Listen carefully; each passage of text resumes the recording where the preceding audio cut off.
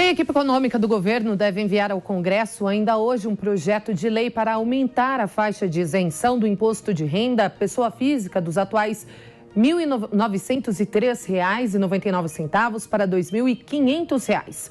A matéria é considerada uma das fases da reforma tributária que está fatiada para facilitar a aprovação.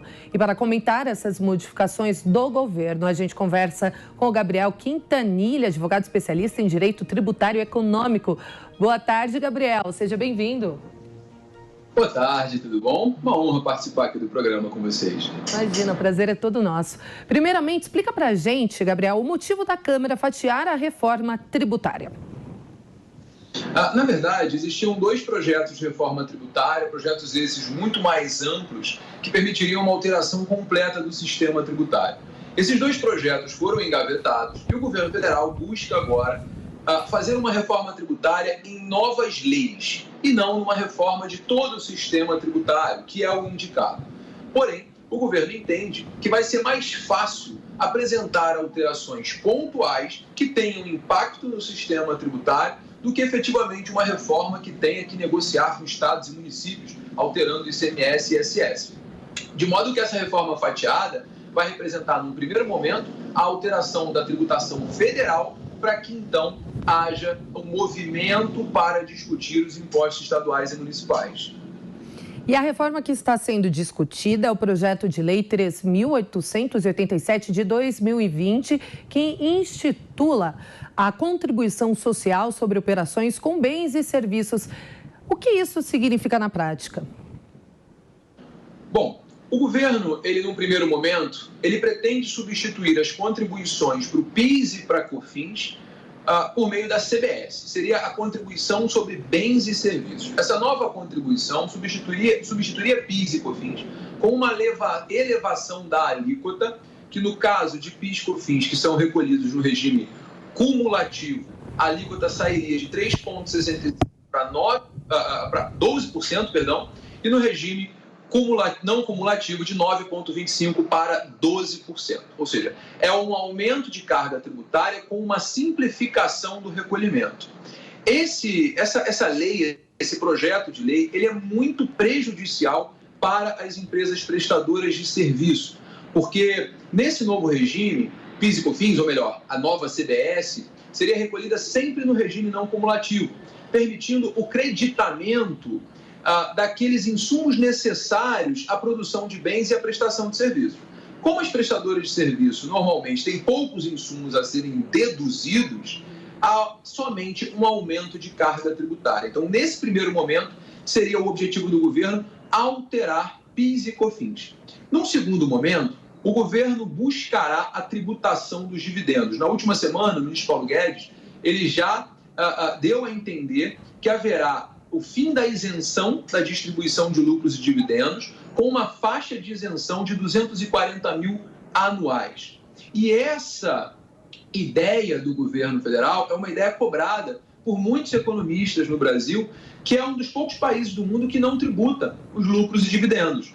Com essa alteração, seria possível não só reduzir a tributação da pessoa jurídica de 25% para 20%, como também ampliar a faixa de isenção do imposto de renda da pessoa física. Agora, doutor, muito se especulou e se polemizou em cima da criação de um imposto nos moldes da CPMF. Ainda há possibilidade disso acontecer?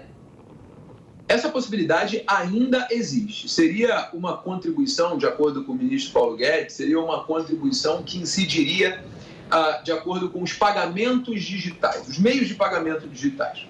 Veja, a CPMF tinha um lado negativo e tinha também um lado positivo, né?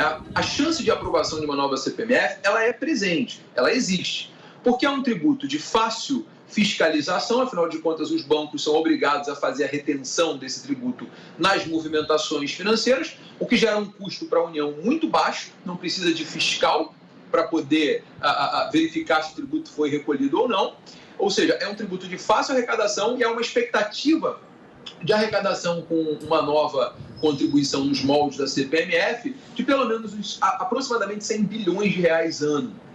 Ou seja, para o governo federal seria uma excelente medida. É claro que o setor produtivo questiona principalmente porque, nesse caso, os mais pobres suportam também essa carga tributária. E isso seria mais um instrumento de aumento de carga tributária e não de simplificação do sistema.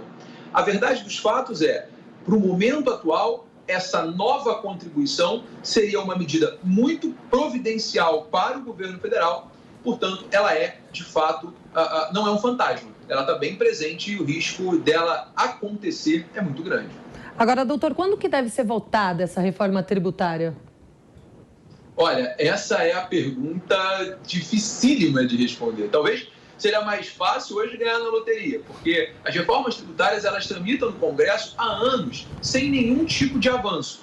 Porque o nosso sistema tributário é um dos mais complexos do mundo, em compensação, os governos federal, estadual e municipais, eles precisam arrecadar.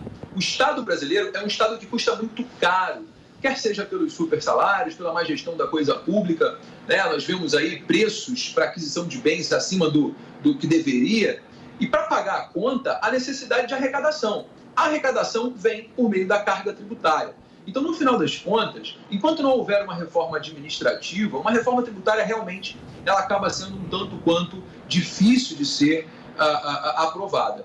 Eu confesso que eu acredito que no modelo fatiado proposto pelo governo federal, nós teremos pequenas alterações no sistema tributário, que eu não chamaria de uma reforma ampla, mas pequenas alterações que podem sim ter impacto na nossa economia.